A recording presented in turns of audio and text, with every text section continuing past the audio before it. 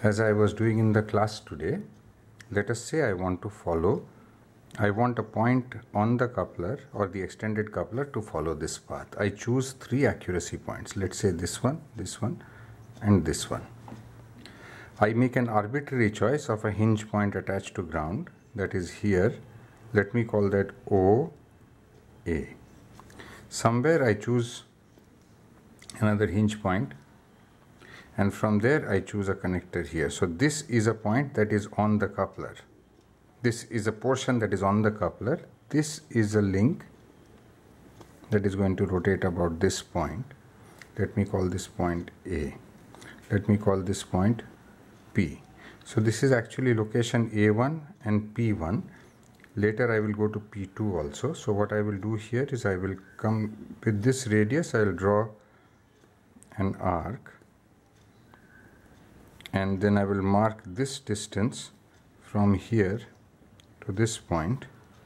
That point will be A2, and then this point is of course P2. This is my chosen accuracy point, and then from here I will draw another arc, and that point will be A3.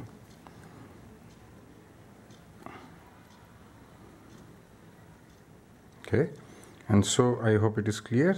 This point A1 will go to A2 like this, and the coupler point will be here. Then this point will go to A3 like this, and the coupler point will be here. As I had started in the class by saying, then I got confused. I am actually allowed to draw another arbitrary hinge point over here, which I will call OB. The hinge point B is the only degree of freedom I have, so I have 2 degrees of freedom, and I have to make this curve pass through these points. So I have in some sense 2 conditions and 2 unknowns.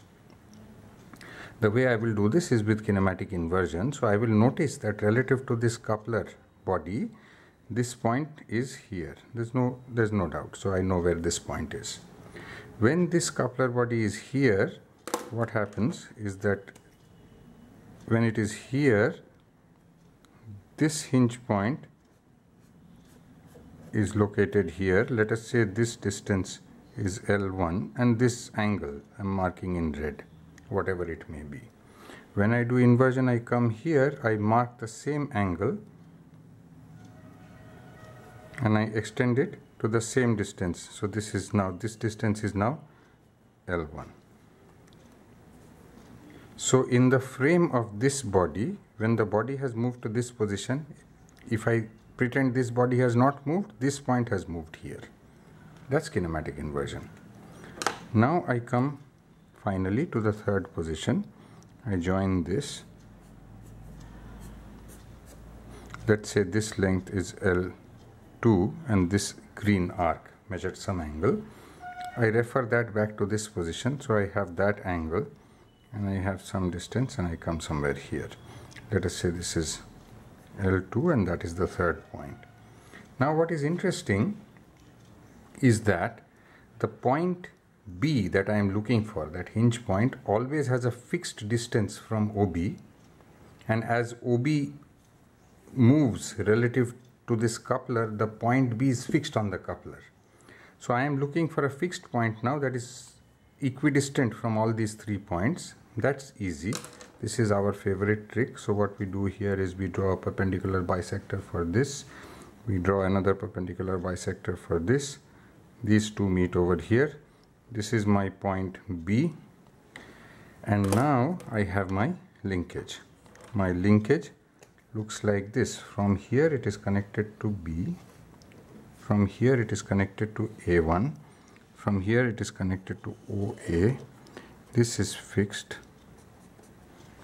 and I'll emphasize that this, and this are one body. And now by this construction, this point on the extended coupler will move through the 3 desired accuracy points.